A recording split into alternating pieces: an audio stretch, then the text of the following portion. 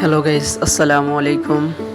তো দীর্ঘদিন যাবৎ বৃষ্টি থাকার কারণে আমাদের এই পশ্চিম লোকের পাড়া যে পুকুরিয়া শ্যালখোল থেকে পশ্চিম লোকের পাড়া যে যাওয়ার রাস্তাটা অনেক কাদা হয়ে গিয়েছিল। তো যার কারণে আমাদের 3টি ভ্যান, আমাদের একটি অটো, 4টি গাড়ি নিয়ে আমাদের যাত্রা শুরু করি ভুয়াপুরে কোনো এক বাসার কাছে।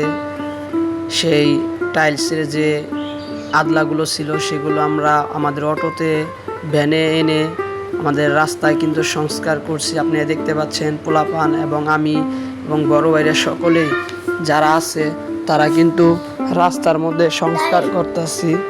তো ভিডিওটা যদি অবশ্যই ভালো লাগে সবাই শেয়ার করবেন, কমেন্ট করবেন। দেখতে পাচ্ছেন এখানে রাস্তার মধ্যে বিছিয়ে কিন্তু আমাদের ভ্যানগুলো আমরা ধাক্কাইয়া সেই আরেক জায়গায় নিয়ে যাইতেছি, যে আরেক জায়গায় যেখানে যেখানে কেদো সেই জায়গায় কিন্তু আমরা রাস্তা সংস্কার করে দিচ্ছি। এটা হচ্ছে মানুষের অসুবিধা, আমাদেরও অসুবিধা হয় যে বৃষ্টি হলে অনেক কেদা বেজে থাকে।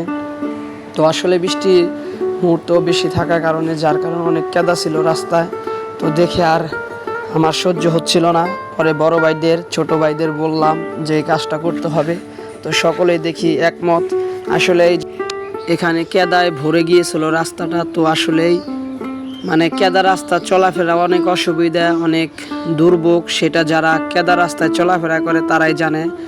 তো সুন্দর করে দুই পাশে আমরা টাইলসগুলো লাগিয়ে দিচ্ছি যেন কেদোটা না হয়। এখানে আমাদের কোনো লাভের জন্য না, আমাদের নিজেদের একদিন কাজ কামাই বন্ধ করে কিন্তু আমরা এই রাস্তার উন্নয়নমূলক কাজ করছি, যেখানে চেয়ারম্যান মেম্বার আমাদের সাথে দুর্নীতি করেও এই রাস্তা করে দেয়নি। তো আমরা আসলে সেই চেয়ারম্যান মেম্বারের ধারধারি নেই। তো আমাদের নিজ উদ্যোগেই আমাদের রাস্তাগুলো আমরা সংস্কার করে নিচ্ছি। তো ভিডিওটা ভালো লাগলে অবশ্যই শেয়ার করবেন। সকলে গাইজ ভালো থাকবেন। খোদা হাফেজ, আসসালামু আলাইকুম।